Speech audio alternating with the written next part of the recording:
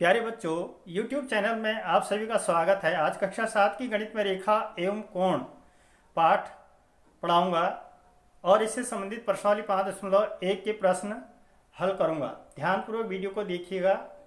और मैं आपको पिछली वीडियो में कोण और उसके प्रकार बता चुका हूं। आज मैं केवल रेखा को परिभाषित करूंगा। रेखा किससे कहते हैं?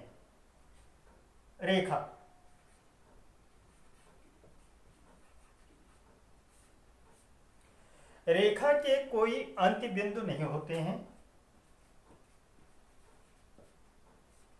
रेखा के कोई अंत्य बिंदु नहीं होते हैं। इसको दोनों ओर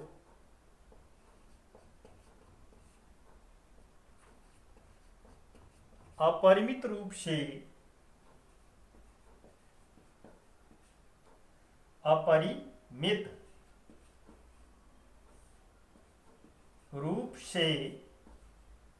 बढ़ाया जा सकता है।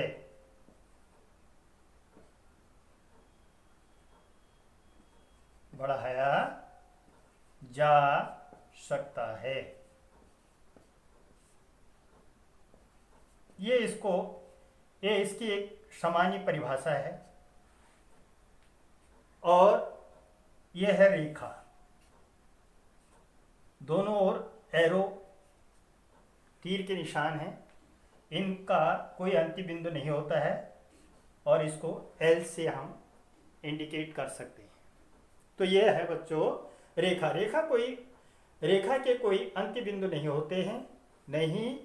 होते हैं। इसको दोनों ओर अपरिमित रूप से बढ़ाया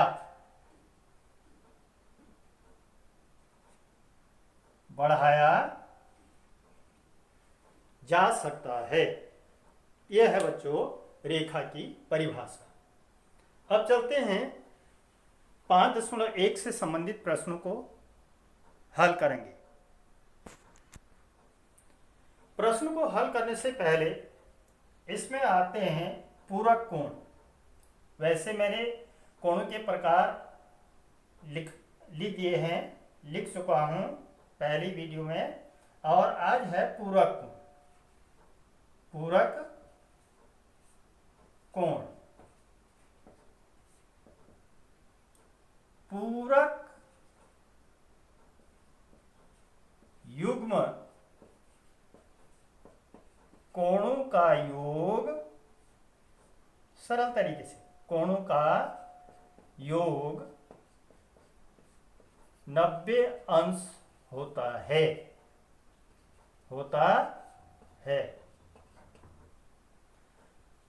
ये पूरक, जैसे हमारे पास ये दिया है 40 अंश का कोण दिया है। ध्यानपूर्वक देखिएगा, 40 अंश का कोण दिया है।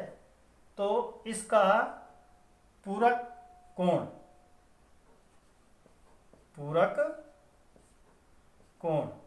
40 अंश का, इसका पूरक कोण बनेगा बच्चों 90 ऋण 40 बराबर 50। इस तरह से ये पूरक युग्म हुआ। तो पूरक युग्म में अब आया हमारा 40 और 50, 30 और 60, 70 और 90। इस प्रकार से पूरक युग्म। अब आता है समपूरक।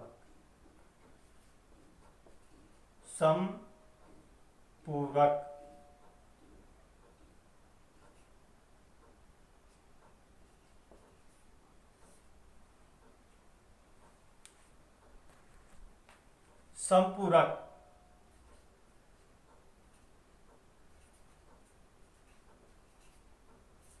कोण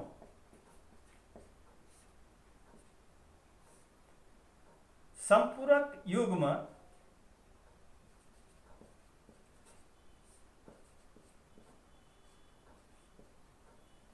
संपूरक युग्म का युग्म कोणों का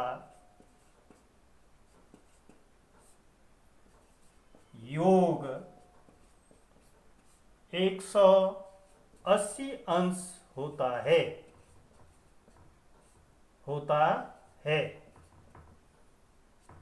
ये। अब जैसे हमारे पास ये कोण 120 अंश का है, तो इसका संपूरक हो गया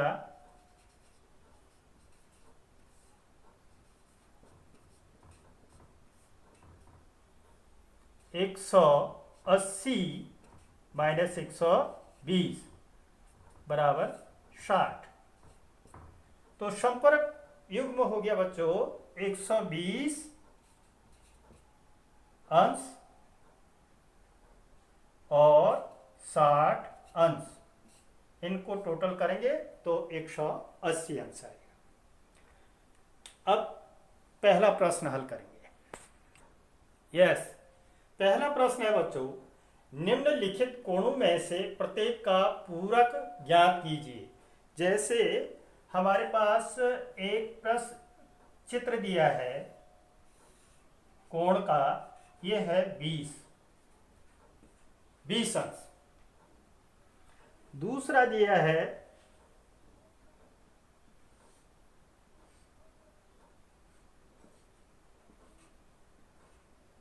63 अंश।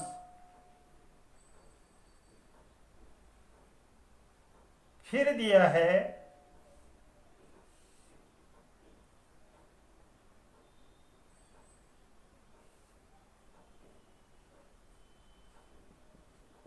57 अंश। ये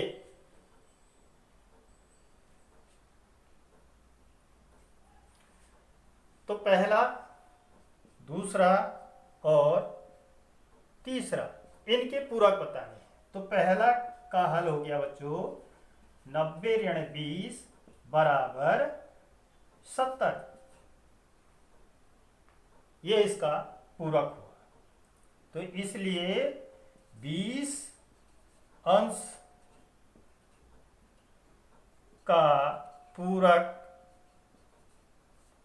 70 अंश। Number 2, 63 90 minus 63 is equal to, अब इसको घटा दीजिए 727, कितना आया 27 अंश। इसलिए 63 अंश का पूरक कितना हुआ 27 अंश। तीसरा है 57 अंश। 57 अंश, तो इसको भी हम 90 डिग्री से 57 डिग्री को लेस कर देंगे 33 अंश। इसलिए 57 अंश का पूरक कितना हुआ बच्चों 33 अंश। इस तरह से बहुत महत्वपूर्ण एक्सरसाइज है ये, पूरक और संपूरक। ये अगली कक्षाओं में भी आपके आएंगे, इनको ध्यानपूर्वक समझिएगा। अब दूसरा प्रश्न, अब चलते हैं दूसरा प्रश्न हल करने। हाँ, अब दूसरा प्रश्न है बच्चों, निम्नलिखित कोणों में से प्रत्येक का संपूरक ज्ञात कीजिए। अब 3 चित्र यहां भी दिए हैं और इनके मान दिए हैं। पहले कोण का मान है 105 अंश, दूसरे का है 87 अंश, तीसरे का है 154 अंश। अब पहले को हल करेंगे हम। पहला है 180 संपूरक निकालने के लिए 180 से घटा दिया जाता है कोण का मान 105। 180 105 डिग्री इज इक्वल टू 75। तो 105 इसलिए 105 अंश का संपूरक 105 अंश का संपूरक 75 अंश बराबर का चाहिए। Number 2 87 180 degree minus 87 degree is equal to, अब इसको घटा देंगे, ठीक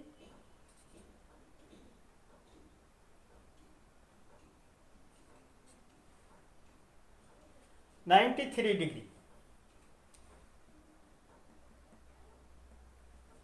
ठीक 93 डिग्री, इसलिए 87 डिग्री का संपूरक बराबर 93 डिग्री। तीसरा है 154, 180 अंश माइनस 154 अंश इज इक्वल टू, घटा देंगे 26,